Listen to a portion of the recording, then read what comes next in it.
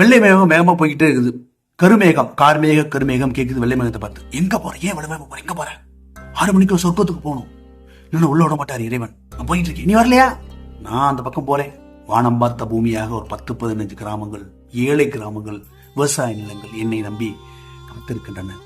அவர்களுக்கு மழையாக புரிந்து விட்டு தான் நான் வருவேன். எப்போ வரும் எனக்கு தெரியாது அப்படின்னு போயிடுச்சு. வெள்ளை மேகம் போயிடுச்சு. சொர்க்க வாசல் போய் நிக்குது. காவலாளி தள்ளி நில்லு.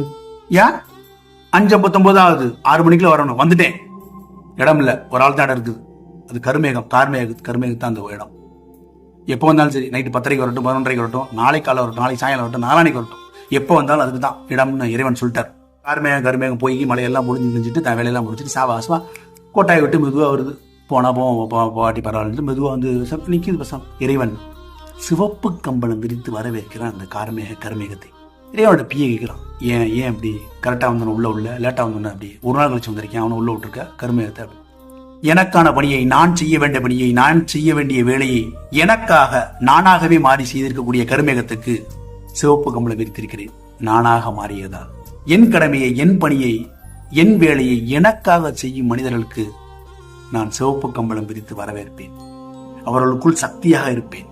பூமியில் சில பித்து பிடித்த மனிதர்கள் என்னை வைத்து காமெடி செய்து கொண்டிருக்கிறார்கள். எனக்கு சக்தி அங்கே இருக்கிறது, எனக்கு சக்தி இங்கே இருக்கிறது என்று மனிதனை பூச்சாண்டி காட்டி அலைக்கழித்துக் கொண்டிருக்கிறார்கள்.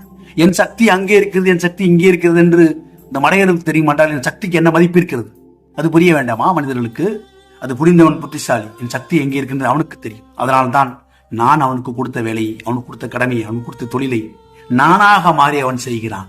நானாக மாறி செய்யும் போது அவனுக்குள்ளே சக்தியாக இருக்கிறேன் என்பதை அவன் புரிந்து கொள்கிறான். புரியாதவர்கள் என் சக்தியை தேடி தேடி தேடி அலைந்து கொண்டே இருப்பார்கள்.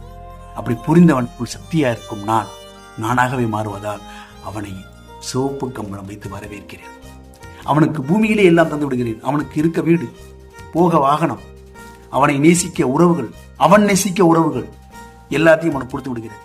அவன் என் கடமையை செய்வதால், அவன் என் தொழிலை செய்வதால், என் வேலையை செய்வதால், அவன் என்னை எங்கும் தேட வேண்டாம். எனக்கு தேனாபிஷேகம், பாலாபிஷேகம், சந்தனாபிஷேகம் எதுவும் செய்ய வேண்டாம். அவன் வேலையை செய்தால் மட்டும் இதைத்தான் நான் விரும்புகிறேன். அவன் தான் என் உண்மையான பக்தன்.